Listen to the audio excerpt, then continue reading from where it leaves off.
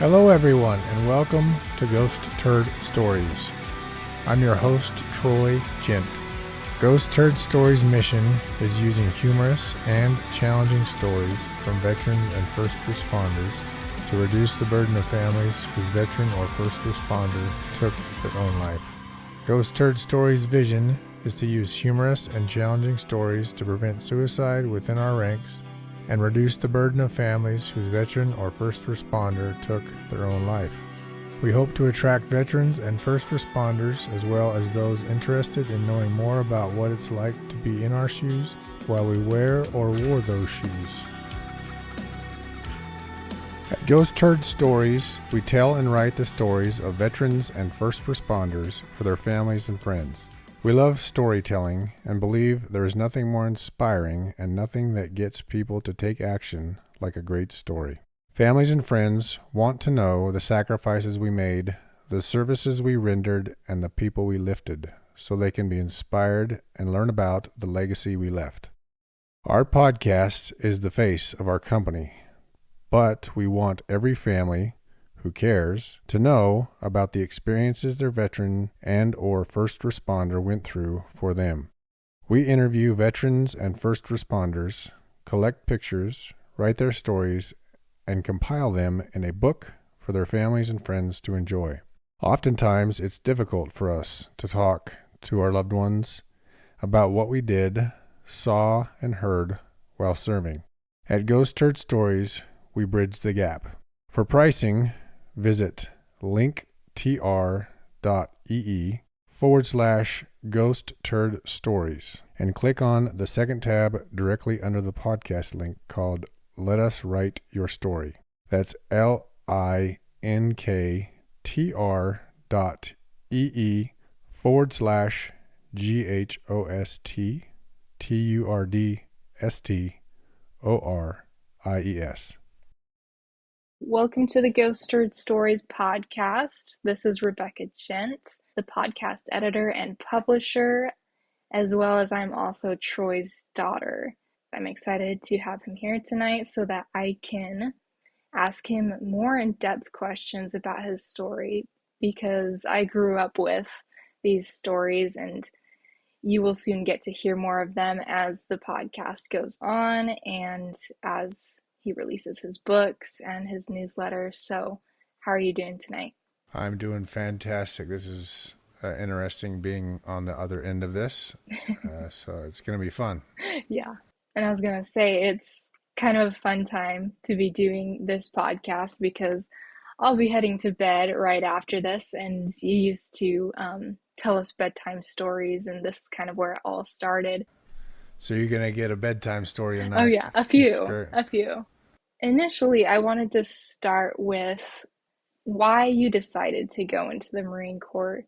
Okay, so when I was a junior in high school, I became pretty popular. I was bullied a lot growing up, and my freshman year I was bullied, and I moved away from Beaver, Utah to St. George, Utah to live with my mom because I needed to get out of Beaver. I just felt out of place, was bullied, and I just hated it. When I left to St. George, Utah, I really came out of my shell, and I got into some trouble, but it was worth it because I also became, I wouldn't say fearless. I was still paranoid a lot about getting in trouble, but I was also intentionally doing crazy stuff so I could get noticed and get in trouble. Anyway, I came out of my shell, and my dad convinced me to move back to Beaver for my junior year in high school. And I went from being bullied and a loser as a freshman in Beaver to being the most popular kid within a few weeks in the whole high school at the start of my junior year. I had a pretty good football season my junior year for the Beaver High School football team, and then I just had these big high hopes that my senior year was going to be this amazing year and I was going to be able to pick a college and go play football at a college. But in practice, before the first game my senior year, I was a wide receiver, and I did a passing route, and I jumped in the air to catch the football, and one of the defensive backs on my team, he stuck his helmet in the middle of my back when he tackled me, so he hit me really hard, and where his helmet was placed, it caused my neck to whiplash backward really, really hard. And I didn't know it for 16 years, but I fractured 3 vertebrae in my back when I got hit by that kid. I sat out for 3 games, and then the next couple games played on special teams, but that basically ruined my chance of getting a scholarship to play football. When I realized that I had lost that chance or those hopes, I started looking around for ideas because I didn't know what I was going to do. I wasn't going to go play college football, and then now I'm not going to play college football. So what the heck am I supposed to do with my life now after high school? And so I had a friend who said, hey, I've got these Marine recruiters that are going to come to my house and talk to me about joining the Marine Corps.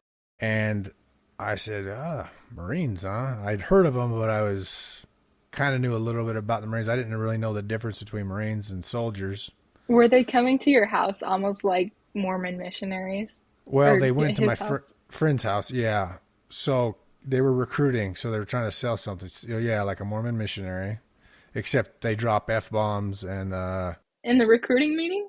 I can't remember if that recruiting meeting, but I'm just comparing missionaries to Marines. They were definitely trying to recruit us, but they didn't approach it necessarily like Mormon missionaries. So I went to the house, me and another buddy, so there's 3 of us there, the host, and then me and Josh, so 2 best friends, or 3 best friends, sorry. And from the first meeting, I was sold. I'm like, I'm going in the Marine Corps. I knew. So Marines and soldiers and all the services, they've got their own recruiting videos. And I think they might have shown us a recruiting video that night. And I thought, I'm going to come out of the water with a machine gun and look so cool doing it. So that was like this dumb 18-year-old kid. I did at one point come out of the water, the swamps of Okinawa with a machine gun, but it sucked. It was not fun. So the recruiting videos did their job. And then, of course, the recruiters talked it up like Marines are the best. And everybody wants to be a Marine, but hardly anybody gets to be a Marine. And so I was like, oh, I can do that. At this point, my broken back, I didn't know it, like I said, for 16 years. It was still bothering me, but I didn't know I had a broken back. If I'd have told the Marine Corps I had a broken back, there's no way I would have gotten in the Marine Corps. So, Did you ever like compare with the other branches during that time? Like even consider? yeah, I'm assuming you did. I wouldn't think you would. here's what happened. It was really funny. At the time, it was Sergeant Flack was my recruiter, and he became, I think, a master sergeant or a master gunnery sergeant before he retired, I think. He was all confidence, like, I want you to be a Marine, but if you don't become a Marine, then so what? You're lost, kind of a thing, right? At some point during my senior year, it might have been a few months after the Marine recruiter meeting or something, I met with 2 Army recruiters in the school library. I don't remember what prompted me to sit down with them. It might have been my dad saying, maybe you should look around a little bit or whatever. Ask the Army, see if it's better. That might have been it. And so I sat down with 2 Army recruiters in the school library, and they were so uptight and so butthurt that I was resisting going in the Army that it solidified my decision to go in the Marine Corps. Like, I don't want to be recruited by a bunch of pansies that are acting like babies. Yeah. So, Yeah, reputation, right? yeah. And that had nothing to do with the Army and everything to do with the recruiters and how they were trying to sell me. So, yeah.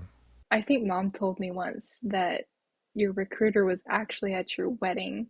Yeah, he did. He came to my wedding, and I think he had moved to recruiting duty up north. And so he came all the way down from Salt Lake to go to my wedding. So it was cool.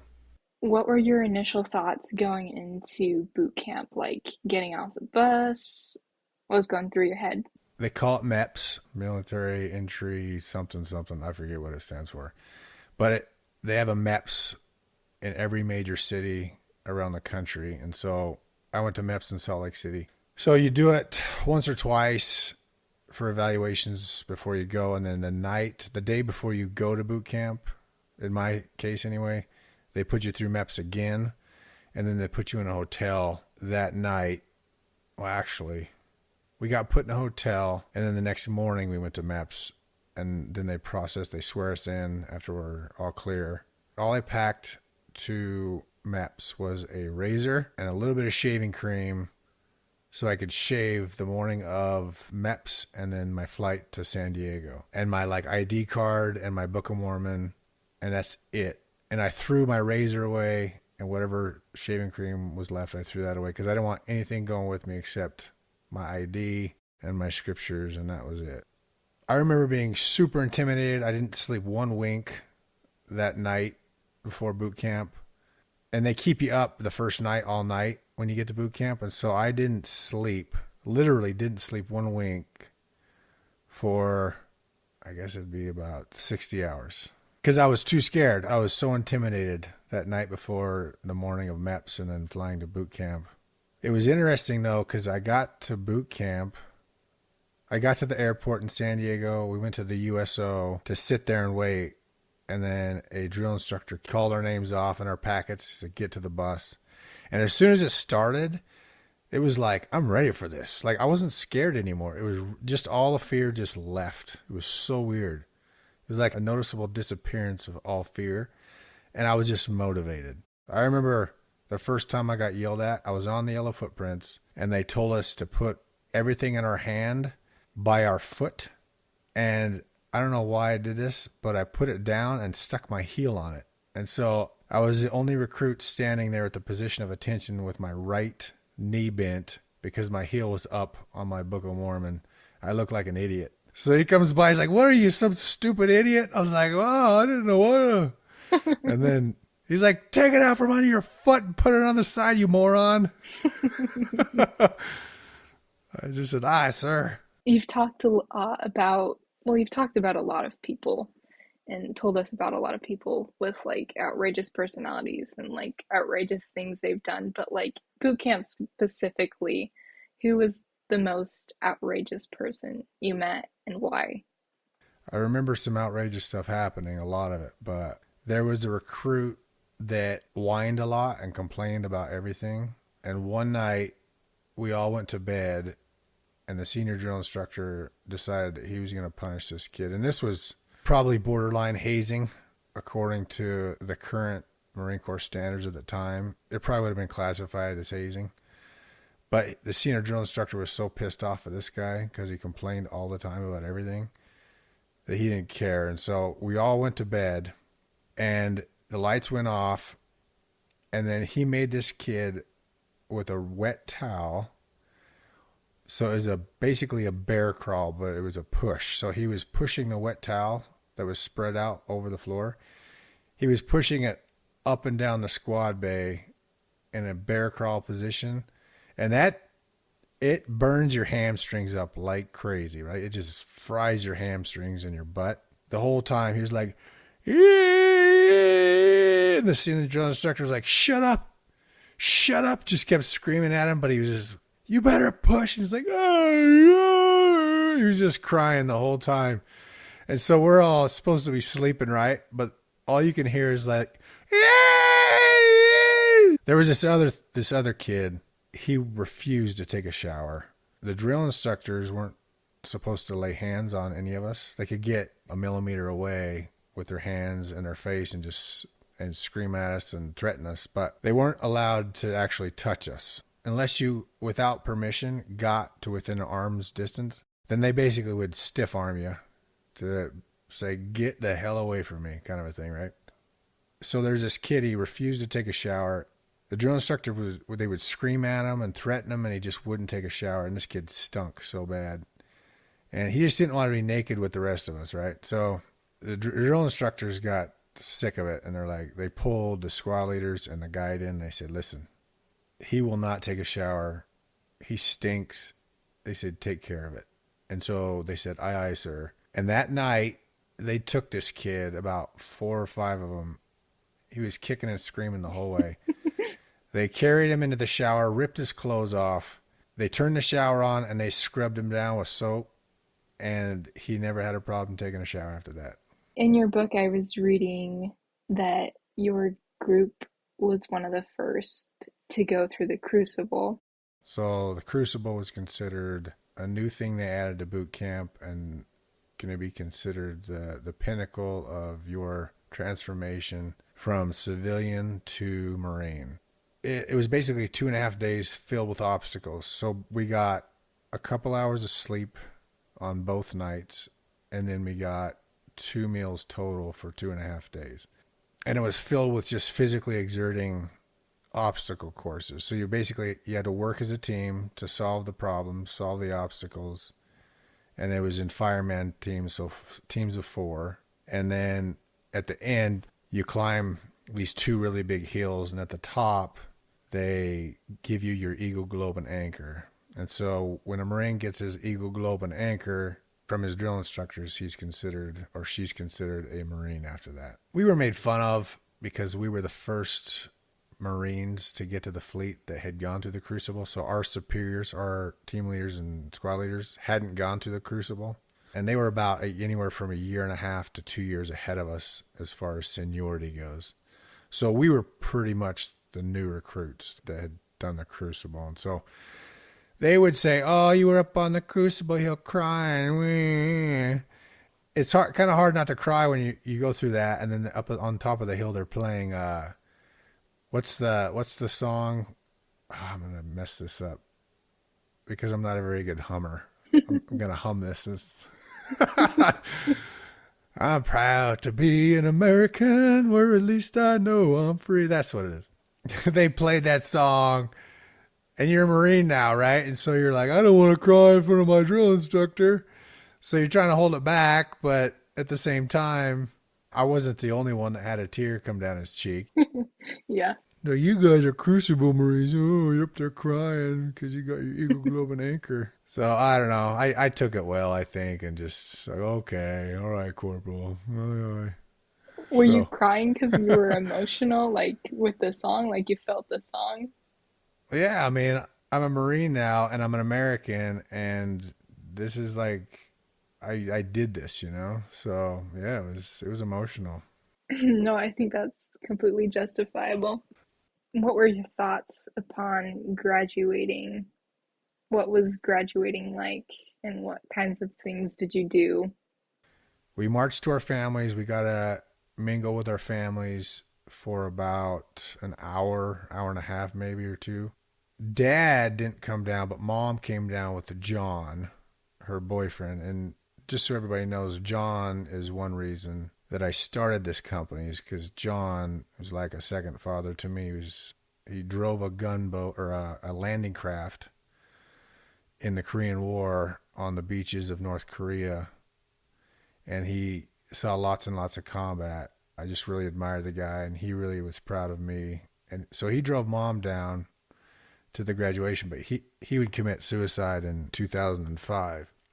How long was your mom and John together? So they were together off and on for years. Since Mom divorced Dad, she met John maybe even before the divorce was final. And they were just friends maybe at the time or whatever. But Mom and Dad divorced in 1998, I believe.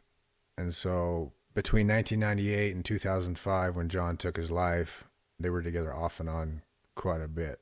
And so I think Mom and John weren't officially boyfriend and girlfriend. They were in an off season together, maybe, when he took his own life. I think it deeply impacted Mom, but they weren't together at the time that he did it, I don't believe. What was your mom's reaction to you graduating? Like, how did she act? So, that's a funny story. I wonder if I should tell that one. Any good mom's going to be nervous that their child joins the military. And there's this stigma around Marines that, they're first in the fight. And I was joining the Marines and the infantry, and Mom just had these ideas, that, oh my gosh, my son is joining the Marine Corps infantry. I don't know if I like that or not. And Mom is a paranoid person by nature anyway. When Saddam Hussein was playing around with us in the no-fly zones in 1998, we started a pretty big bombing campaign. And so our unit actually was told to pack and get ready to go because we might be going over to Kuwait. And so we packed. And at some point, I called Mom just to say hi. And back then, I was calling from a landline. We didn't have cell phones and stuff. So She didn't really know who was calling. I said, "Hey, Mom, how's it going?" And the first thing she said was, "Where are you?" I wanted to play with her. And so I said, "I'm in Iraq." And she lost her mind. She went completely internal, just so worried about me. And so I let it go for a few seconds, And I said, "I'm just kidding, Mom." And she says, "You son of a bitch." So I said, you realize what you just called yourself, right? Yeah. So that's been a funny joke ever since. So Have you brought it up? I might have once or twice. I had to bring it up again next time I talk to her. Do you think she would remember? I don't know. She remembers Emma's snakes. Yeah. Don't bring your snakes. Like, who brings their snakes on vacation with them, right? Or on road trips. Maybe someone out there does. I don't know. Yeah. But she didn't react super strongly like at graduation. Oh, sorry. Yeah, let's go back to graduation. So No worries. That night when we marched as a platoon to our families, she was super excited to see me. So was John. Had a good hour and a half together. And then the next day we got about 6 hours with them to walk around base. The next day we graduated, but I don't remember any sort of specific emotions she might have had. I don't remember if she cried or nothing. I know she was really proud. What was the transition like after graduation into whatever was next? What was your next role, or what sort of training did you do after that? I'm assuming it was infantry school, right? But how much time did you have in between? I rode back to Utah from San Diego in the back of John's van. And I got 10 days of leave, so I spent about half of that in St. George and then half of that in Beaver, where Dad lived. Beaver was where most of my friends were. I spent some time just goofing off with my friends in Beaver, and I had to get on another flight. I think it was from Salt Lake, and flew down to San Diego again, and then they bussed us up to Camp Pendleton for the School of Infantry. And how long was that? I think it was 5 weeks. And what did training look like as an infantryman? Yeah, so in boot camp, there's ways around it. There's always loopholes, but they were supposed to have the lights off for 8 hours. And in the School of Infantry, since we're Marines now, there was no, like, we're going to keep you up all night if we want to. Like, there's no... no protecting you. Yeah, there's no protecting us because we were recruits anymore. So I remember in the School of Infantry, the worst part about it was them waking us up at 2 and 3 in the morning, and then nothing happened until like 7. But we weren't allowed to sleep, but we were supposed to be in our squad bay. And so we had foot lockers. And so we would lay on our foot lockers, and they're only, so someone my size, I'm 6'2". And at that time I was over 200 pounds. I think on those foot lockers, half of my back fit on those things. So, well, that's an exaggeration. So if I had the back of my head on a foot locker, the other end of the foot locker was probably quarter of the way up my back from my butt. And so you lay on it, but there's really no rest. So you weren't allowed to be in your rack. So it varied, but for 3-4 hours, we're just like, what is happening? There's nothing going on. Why are we awake? Every morning was like that? Yeah, every morning. We did get 3 weekends off. So from about Friday at night until Sunday at night, on 3 of those of the 5 weekends, we got to go out and have liberty. But besides that, I remember it seemed like, unless we were in the field, every day it was like, get up, get out of your rack at 2 or 3 in the morning, and then you just lay and sit around on your footlocker for 3 or 4 hours. It was so awful.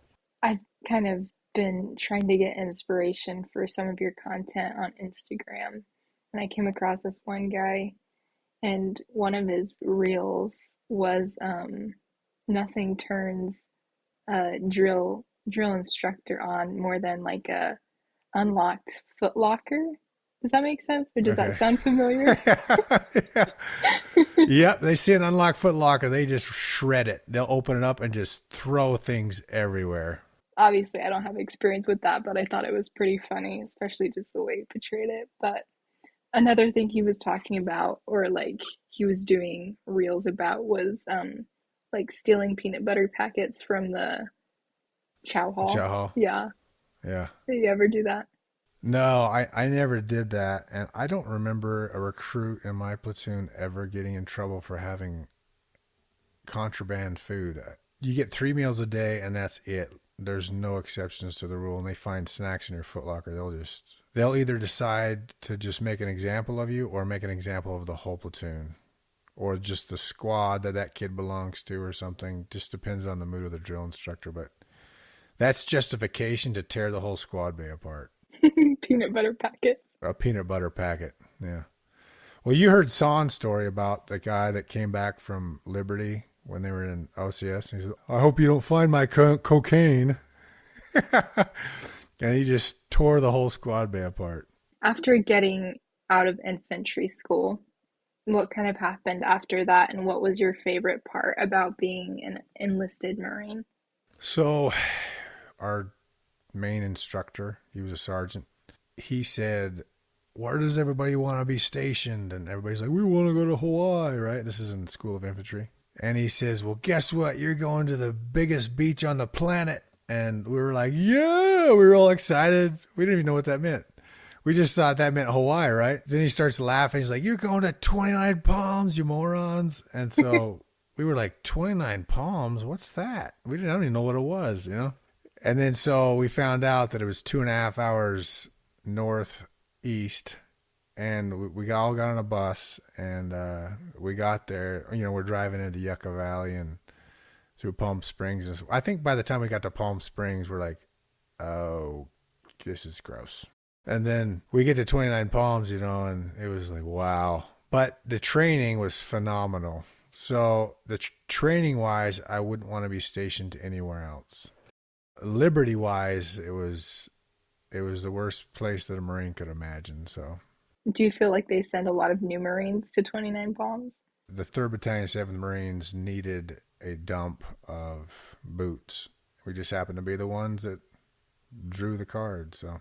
I feel like I've just heard a lot of Marines talk about that place specifically. Well, everybody goes there. The training's so good that every unit in the Marine Corps, at least infantry units, air wing units, track units, every combat MOS will go to 29 Palms because 29 Palms has the best training. The one thing I will say about SOI, I never stood guard duty with a loaded M16 until after I got to the fleet and stuff. There was a dump of Marines that got out of boot camp that had to wait for us to get there, my dump of boot camp Marines. And so they give them things to do as they're waiting to pick up. And so I didn't have to do it because I got there and then we picked up. But there was a bunch of Marines that had gotten there and had to wait around. So they have you stand guard duty and things. Well, this Marine decided that he didn't want to be a Marine anymore. He gets to SOI and they're saying, hey, you got to wait for this other dump of boot camp graduates to pick up. So they made him stand guard duty with all the other Marines that were with him. And he decided that he was going to shoot himself in the foot and say it was an accident. He pointed the M16 at his foot, but then he flinched. He missed, but then he did it again. And he shot himself the second time, and they were like, what happened? And he says, that was an accident. They're like, yeah, you don't have accidents twice like that, right? Right back to back, so. And this is where you met Jeff, right? Yeah, so he was my squad leader. And it was an instant friendship. Like it was, as soon as I met him, there was an attraction there that was like, man, you're my friend. I'm your friend. Cool. Let's do this, you know? He was slightly above you, not in rank, but just because he had gotten there first, right?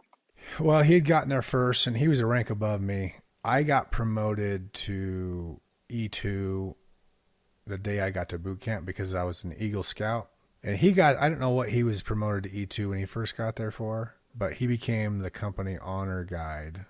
And so he got promoted a second time in boot camp. So he left boot camp as a lance corporal. when most people leave boot camp either as a private or a private first class. So he was squared away anyway. And so when he got to School of Infantry, he was a rank above everybody else already.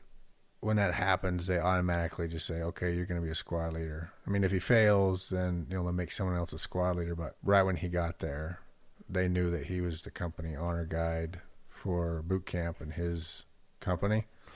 And so they just automatically made him one of our leaders at the School of Infantry. So every night they make a fire watch list. In the Marine Corps, there's always buddy teams. So 2 people on fire watch at all times. And it's more like a guard duty. I mean, they're watching for fires, but they just call it fire watch. But basically, it's just someone's awake so that someone has eyes on any threats that might happen while everybody else is sleeping. In the Marine Corps, we're always watching each other's backs that way. So I looked at the list before I went to bed. I was not on the list. And it was Jeff's responsibility to make up the list. I don't feel like he showed me any favoritism. You know, when someone works hard, there's privileges involved. You attract what you sow. And I think that I was such a hard worker that Jeff, my last name being Gent, it should have been on that night's fire watch. It went through the list alphabetically, but then it skipped me. So I'm like, okay, I didn't do that, but that's just the way it was that night. And I'm like, oh, I don't got fire watch. So I just didn't give it a second thought. And so, I don't know, at midnight or something, someone shakes me awake and they say, hey, Gent, wake up, you got fire watch. And I said, what are you talking about? I checked the list before I went to bed. They're like, no, your name's on it. And so I get up and I shine a flashlight on it. And the kid that erased his name put my name in there. And so this kid actually became my roommate in the fleet. And when I saw him, when I went in my room in the fleet, when I first got there, I thought I had been rid of him. And so I walked in my room in the fleet and I saw him in there. And I'm like, oh no. Him and I did not get along in SOI, but we actually became friends. So no negative feelings towards him. But he did scratch out my name, or scratched out his name and put my name on there instead. Was it because yours was supposed to be there alphabetically, or? He was going to have Firewatch anyway, even if I was on there, because him and I, our names were right next to each other alphabetically. But he saw an opportunity, like, well, Gent's not on there, and I don't have to make any other typos. All I have to do is scratch or erase my name and put Gent's on there, because my name was the one that was missing.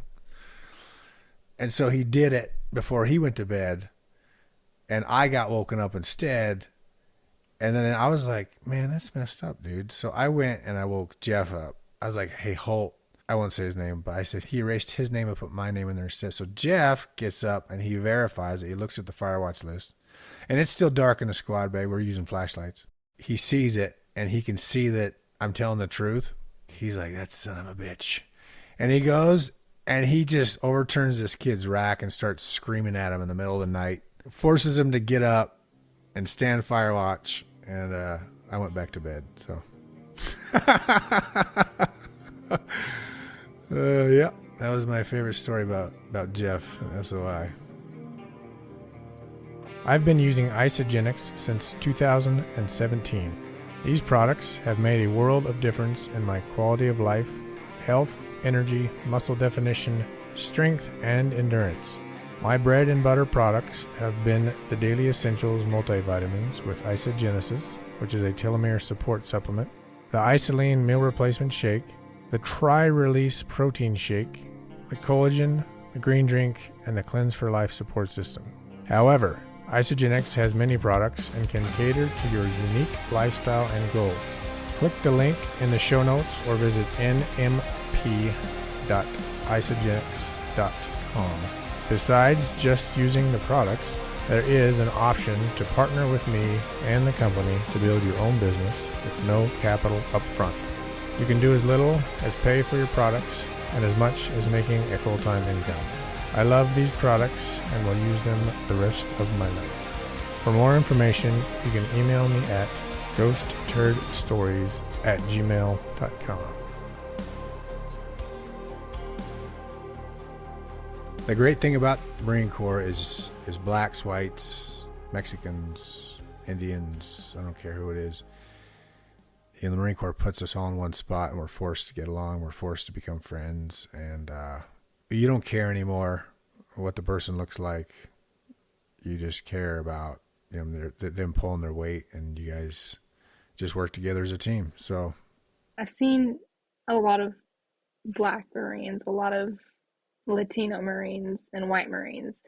How often would you come across an Indian Marine like you just said? I think I saw a couple of them.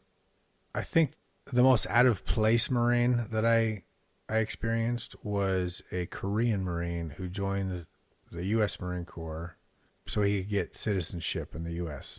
He was had been in the Korean Marine Corps and decided, I want to be an American, and so he came and joined the U.S. Marine Corps, and he was a subordinate of mine, actually. I was a corporal and his squad leader.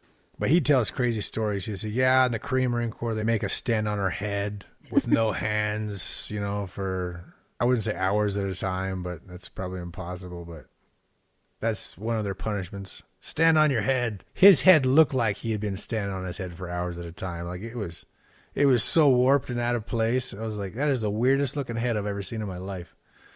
But So he had gone through training in the Korean military, but joined the U.S. military?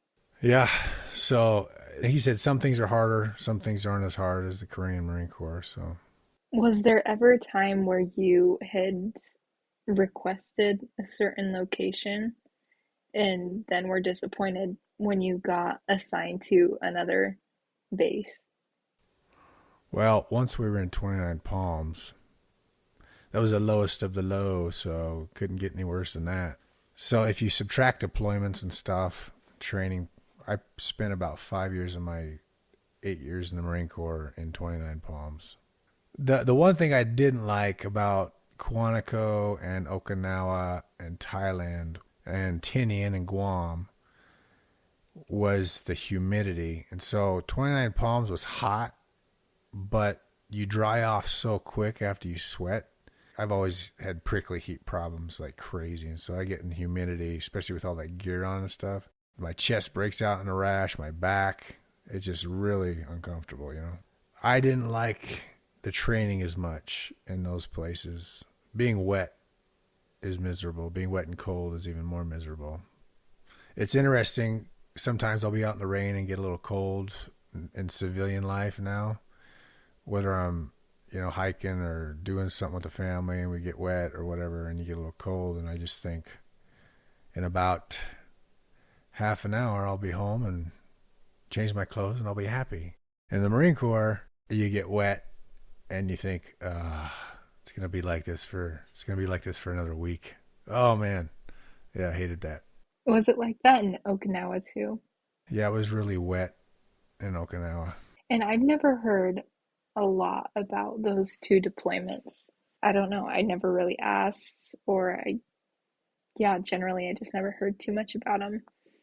Could you expand upon your experiences there and what you were doing there, what your responsibilities were, interactions with the locals, and that kind of thing? Sure. So the only interaction I had with the locals was those that worked on base, and only a couple of them. Nothing significant. We were pretty much told to keep to ourselves, even on liberty. Go out and respect the population. If you're out in town, just respect those around you and things. Don't be stupid. I guess the Japanese culture is pretty respectful as a whole, is what I've heard. It isn't like Thailand where you go out and you have a crazy time. Like it sounds like it's pretty chill. There's probably places on mainland Japan that you have your districts or whatever that military personnel know they can go and have a wild time. But there was nothing that I had ever heard of about that. In Okinawa, I didn't ever hear of any of that. Like it seemed like they were pretty disciplined people overall.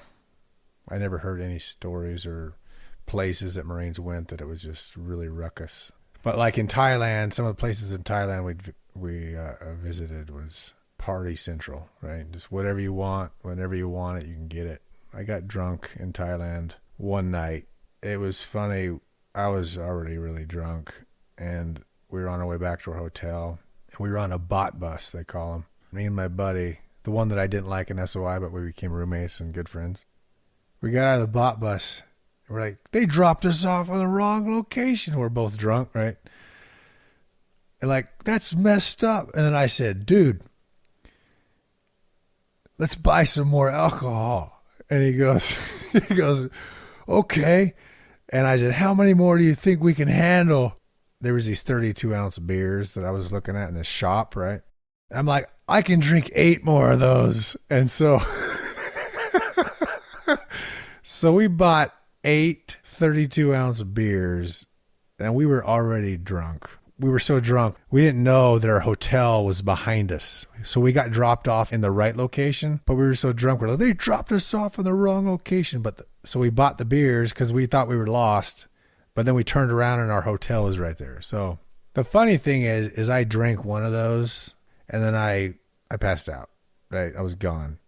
When I woke up the next morning, there was only one left.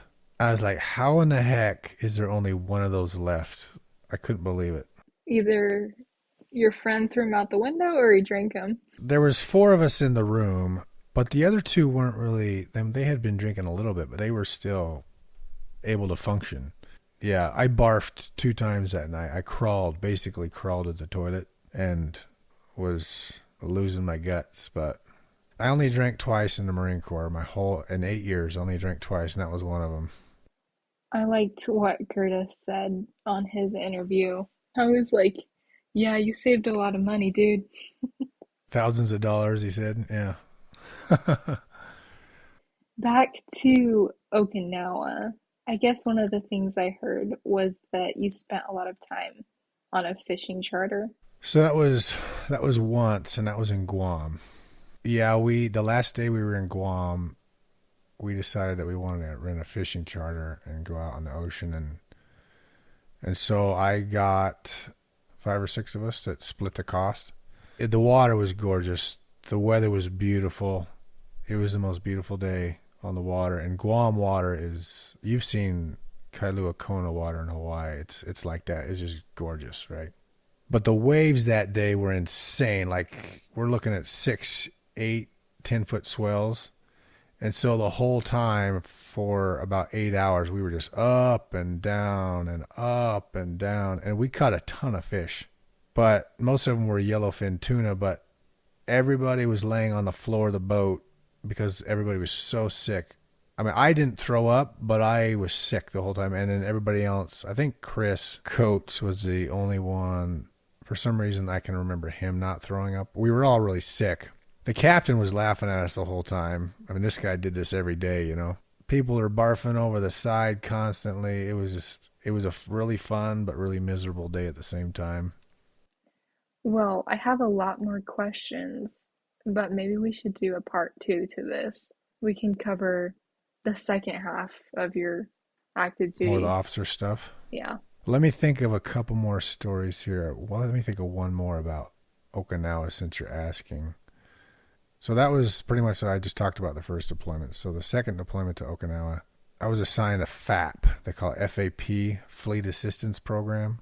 Basically, they outsourced me to do something different than what infantry Marines do. And so I was actually assigned as the non-commissioned officer in charge of battalion duty drivers. And so there was 5 of us, and we all took turns being on 24-hour shifts to be on call to either drive the battalion commander around to where he needed to go or to run any errands that the battalion command needed.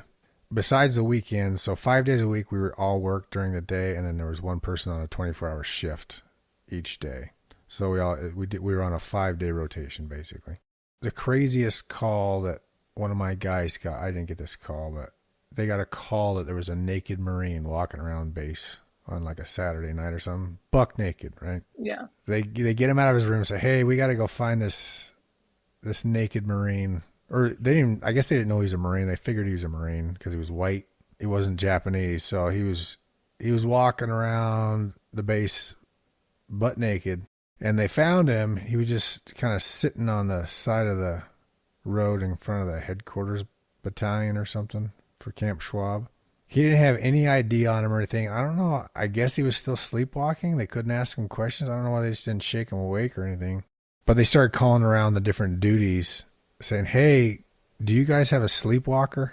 And they finally called the recon battalion that was there on Camp Schwab, and they said, hey, do you have a sleepwalking Marine? And like, oh yeah, that's so-and-so. And they're like, yeah, we found him. He's buck naked. They're like, yeah, he likes to sleep naked, so he probably decided that he needed to get up and sleepwalk buck naked around the base. So my driver said it was so funny because they're like, okay, grab him. And so he had to grab him and kind of manhandle him, being buck naked, and put him up in a Humvee. I guess at that point, you guys are all close and everything. It's probably not as embarrassing as if, I don't know, you guys had just shown up and that was in boot camp or something.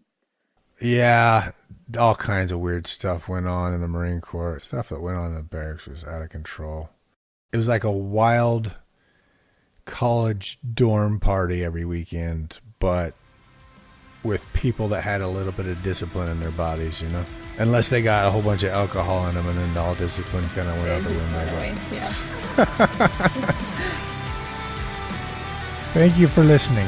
Please tell your friends and family so that we can bring more joy and awareness to those struggling with suicide ideation and the families who desperately need help after the loss of someone they love to suicide.